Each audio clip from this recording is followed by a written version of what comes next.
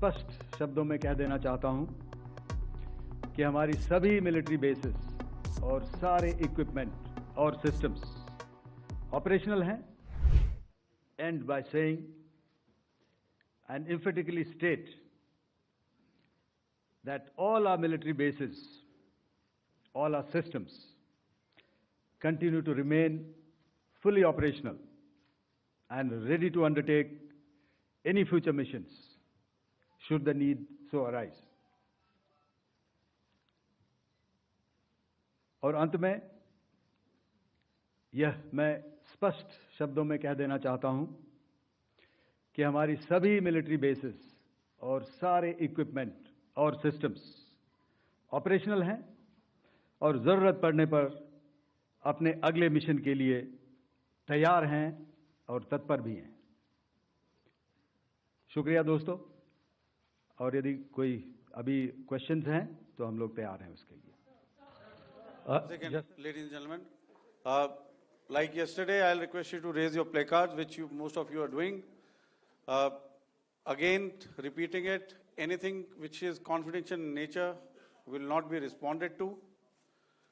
And as you are aware, the DGMOs, all three of them, have got an important assignment after this, which you also are very well aware of. So we shall not be taking too many questions today. I started with both the ends yesterday. Today I'll start from the center, 237. 237. And I'll request you to please maintain, I'll ask you, I'll come to you. Hello. Hello sir, मैं आवाज़ आ रही मेरी? Hello sir, Madhurendra, मैं news nation से. आपके press conference के शुरू होने के ठीक पहले एक वीडियो हमने स्क्रीन पर देखा जिसमें राष्ट्रकवि रामधारी सिंह दिनकर की कृष्ण की चेतावनी की प्रमुख पंक्तियों को उद्धृत किया गया और सीधे सीधे दुश्मन को यह संदेश दिया गया कि याचना नहीं. मधुरेंद्र, मैं न्यूज़ नेशन से. प्रेस कॉन्फ्रेंस शुरू होने के ठीक पहले राष्ट्रकवि रामधारी सिंह दिनकर की जो कृष्ण की चेतावनी है उन पंक्तियों को सामने रखा गया और कहा गया कि याचना नहीं अब रण होगा, जीवन जय या मरण होगा.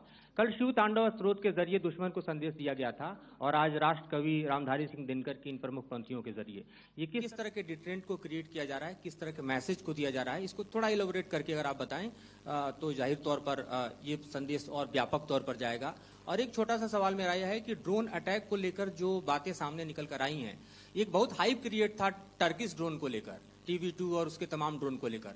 ऐसा लगता है कि वो हाइप और ओवररेटेड ड्रोन जो है वो भारत में धराशायी हो गया. एक मैसेज दुनिया को चला गया कि अब हाइब्रिड वॉरफेयर में इसकी औकात नहीं बची है. Okay, all right. Okay, thank you. आपने क्या नाम बताया अपना और किस एजेंसी से हैं? न्यूज़ नेशन से. बहुत अच्छा लगा आपकी हिंदी सुनकर और हिंदी कविता सुनकर. तो मेरे कलीग ने अभी बताया, I think I mentioned Yiha to be Chinese origin. I would like to correct myself. The Yeha drones are of Turkish origin. So that comes to your question. All right. चूंकि आपने शुरू किया श्री रामधारी सिंह दिनकर जी की कविता से, हमारे राष्ट्र कवि रहे हैं, और क्या संदेश दिया जा रहा है, तो मैं बस आपको रामचरितमानस की एक कुछ पंक्ति याद दिलाऊंगा, आप समझ जाएंगे. तो याद कीजिए वो पंक्ति जो है, विनय न माने जलधि जड़, भय 3 दिन बीत, बोले राम सकोप तब, भय बिन होए न प्रीत. तो समझदार के लिए इशारा ही काफी है.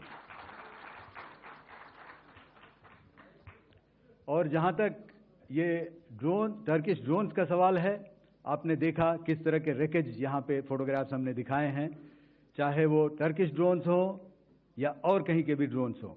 हमारे काउंटर यूएस सिस्टम्स, हमारे ट्रेन्ड एयर डिफेंस ऑपरेटर्स पूरी तरह सक्षम हैं और हमारी देश की जो इंडिजिनस कैपेबिलिटी है काउंटर यूएस के लिए, उसने दिखा दिया है कि चाहे किसी भी तरह की टेक्नोलॉजी आ जाए, हम उसको काउंटर करने के लिए तैयार हैं. और मुझे बोलने की ज़्यादा ज़रूरत नहीं है, आपने खुद ही अपनी आंखों से देखा है हमने इनका क्या हश्र किया है. धन्यवाद.